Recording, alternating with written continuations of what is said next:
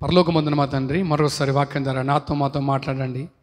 మమ్మల్ని అందరినీ దీవించండి, నీ బాటలో నడిపించండి, నీ రాజ్యాన్ని సిద్ధపరచండి. యేసు నామములో అడుగుతున్నాను నా ప్రియ పలుకపు తండ్రి, ఆమేన్. మత్తయి సువార్త 18వ అధ్యాయము 18, 19, 20 వచనాలు చూస్తే అక్కడ చర్చ్ డిసిప్లిన్ గురించి రాయబడిందండి.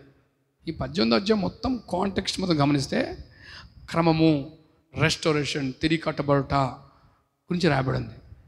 సో దేవుడు క్రమం కొడుతున్నాడండి, సంఘంలో డిసిప్లిన్ కొడుతున్నాడు. ఆయన డిసిప్లిన్ నిమిత్తం స్పెషల్ ప్రామిస్ తీసుకుని ఇస్తున్నాడు. ఎక్కడైతే 2, 3 ఆయన నామలో కూడా ఉంటారో వారి మధ్యలో నేను ఉంటాను అంటున్నాడు. మీరు భూలోకంలో ఏం బంధిస్తారో అక్కడ పరలోకంలో బంధించబడుతుంది, ఇక్కడ ఏం ఇప్పుతారో అక్కడ ఇప్పబడతాను అంటాడు. అంటే ఇక్కడ సంఘము క్రీస్తునకు శరీరమైనది, ఆయన శిరస్థై ఉన్నాడు. అంటే there is a close relationship చూస్తున్నాం అక్కడ. హెడ్ శరీరం ఎంత క్లోజ్గా చూడండి, అంత క్లోజ్ రిలేషన్షిప్ అంటున్నాడు ప్రభు వారు. చర్చ్ డిసిప్లిన్ యొక్క విషయంలో నేను బాధ్యత వహిస్తాను. చర్చ్లో, సంఘంలో తిరిగి కట్టబడే విషయంలో, ఆ క్రమం విషయం, ఆ క్రమము డిసిప్లిన్ విషయంలో నేనుంటాను అంటున్నాడు. సో సంఘముగా మనము కట్టబడాలి, అందరూ క్రమముగా ఉండాలి, పరిశుద్ధంగా జీవించాలి, డిసిప్లిన్గా ఉండాలని ప్రభు ఆశ అండి. మత్తయి సువార్త 16లో శిష్యుడితో నేను ఎవరిని అనుకుంటున్నాను అన్నప్పుడు పేతురు అంటాడు, నువ్వు సజీవుడైన దేవుని కుమారుడైన క్రీస్తు అంటాడు. ఇది నీ తండ్రి బయలుపరిచాడు పేతురు, నువ్వు బండవు, దీని మీద నేను సంఘాన్ని కడతాను, ఏమి బంధిస్తారో బంధింపబడుతుంది, ఏది ఇప్పుతారో ఇప్పబడుతుంది అంటే దేవుడు అధికారం ఇచ్చాడు సంఘానికి. సో మనం అనేకులు కట్టుబడిలాగున, అనేకులు పరిశుద్ధంగా జీవించలాగున, సంఘము క్రమము నిమిత్తము మనము ప్రార్థన చేయవారుగా ఉన్నాం. దేవుడు మన పక్షాన ఉంటా అంటున్నాడు, బాధ్యత వహిస్తూ అంటున్నాడు.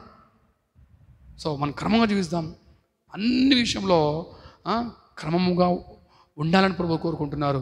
పత్రికలు రాయబడింది కదా, సమస్తమును క్రమముగా జరగనీయుడు అంటాడు. సో క్రమముగా ఉందాం. సో నువ్వు క్రమంగా ఉండాలి, తర్వాత ఇతరులను క్రమంగా ఉంటకు నువ్వు ప్రయాసపడాలి.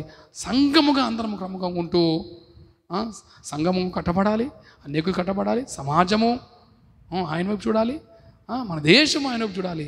అట్లా ఉండాలంటే మనము ఎంతో ఎంతో బాధ్యత వహించాలి.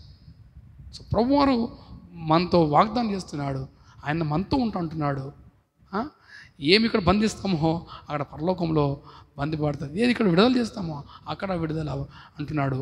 సో ఆ అధికారం మనకి ఇచ్చాడు కనుక మనం ప్రార్థించేవారుగా ఉండాలి, అనేకులు కట్టువారుగా ఉండాలి, క్రమశిక్షణ నిమిత్తం ప్రయాసపడేవారుగా ఉండాలి, పరిశుద్ధంగా ప్రత్యేకంగా జీవించినట్లు, అనేకులు మారుమనసు పొందినట్లు, అనేకులు ఆయనలో కట్టబడినట్లు, క్రమంగా జీవించినట్లు మనం ప్రయాసపడాలి. అంటే మా కృప దేవుడు మనకు దయచును గాక.